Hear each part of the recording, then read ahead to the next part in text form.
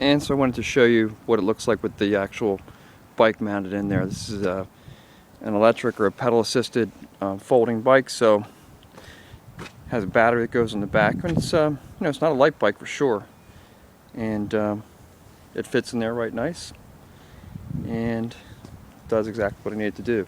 So I've also included enough clearance so I could roll the pedals around and adjust the brakes and things like that.